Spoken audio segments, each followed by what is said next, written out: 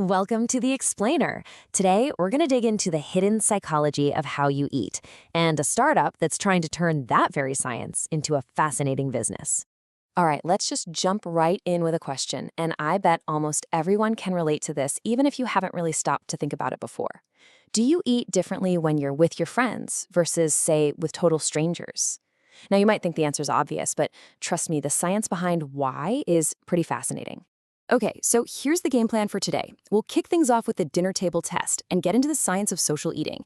Then we'll uncover what's called our social blind spot. After that, we're looking at a real company, Dinner with Strangers Inc., and pitting the algorithm versus reality. And we'll wrap it all up by asking, what does this all mean for the future of friendship? All right, first up, the science of social eating. We're going to break down two really powerful and honestly, often invisible forces, psychological forces that completely shape how you act when you sit down for a meal. So the first one is called social inhibition. And what is that? Well, it's this thing that happens because whether we know it or not, we're always kind of managing the impression we make on others.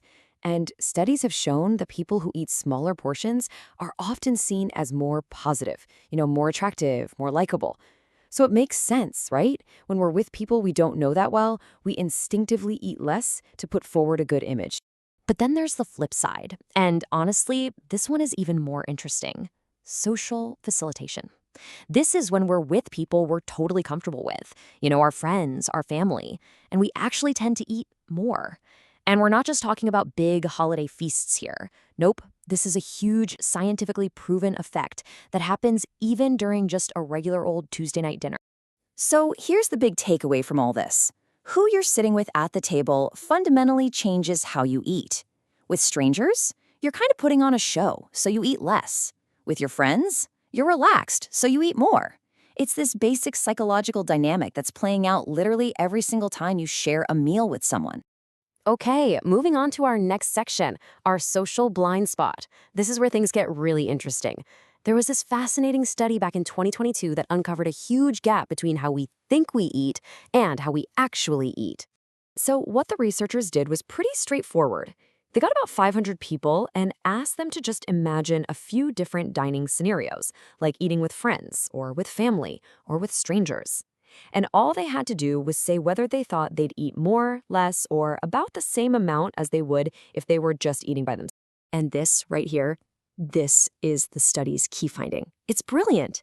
See, people were totally fine admitting they'd eat more during a special meal with friends, a birthday, a celebration, something like that.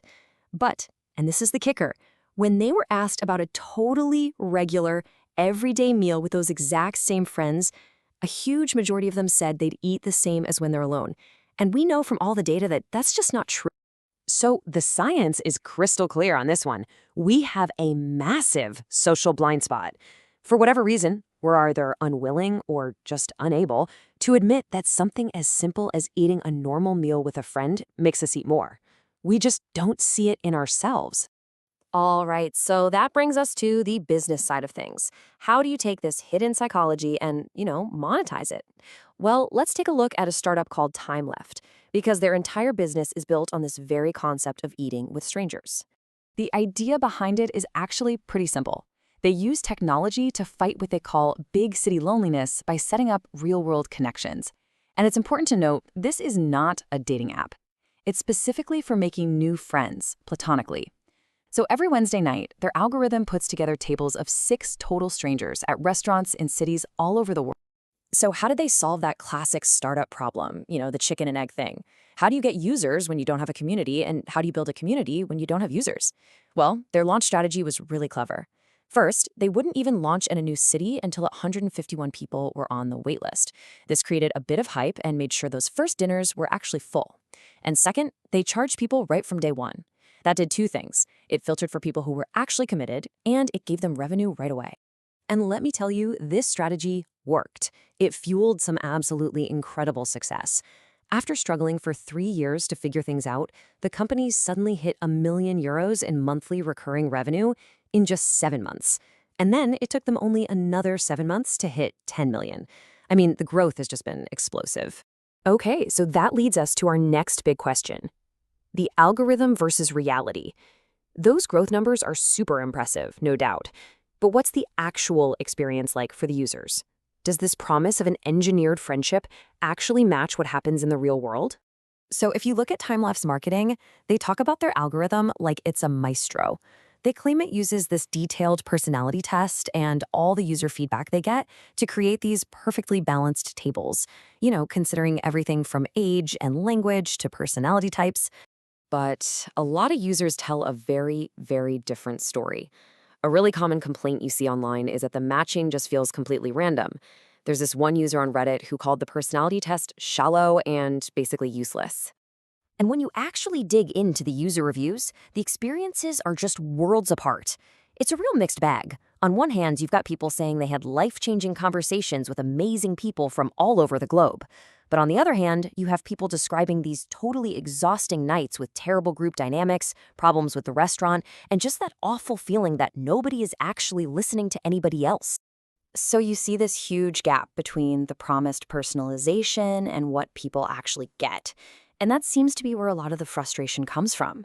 I think one of the best examples of this was a user who specifically told the app that humor was the most important thing for them in a conversation. And what happened?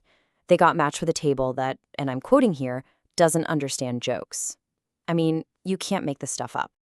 So where does all this leave us? What does this whole case study tell us about this collision between our deep-seated psychology and, this very modern hunger we all have for real connection? Well, one thing is for sure, there is a huge, undeniable demand for something, anything, other than the endless swiping on dating apps. A report in the New York Times found that a staggering 80%, that's 4 out of 5 people between 18 and 54, feel totally burned out by online dating. So that creates this massive opening for companies like Timeleft that are promising something different, real, in-person, non-romantic connection. Okay, so let's wrap this all up. What have we learned? We've seen that these powerful, sometimes unconscious social instincts totally control how we behave at the dinner table. We see that entrepreneurs are jumping on this deep need we have for connection to try and solve modern loneliness. But as the story of Timeleft shows us, the clean, perfect promise of an algorithm often just crashes right into the messy, unpredictable, and sometimes wonderful reality of actual human chemistry.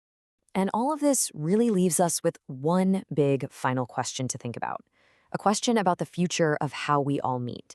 Can a problem as fundamentally human as loneliness really be engineered away with data and code? Or is true, meaningful connection always going to be something that's just beyond the reach of any algorithm? It's something to think about. Thanks for watching.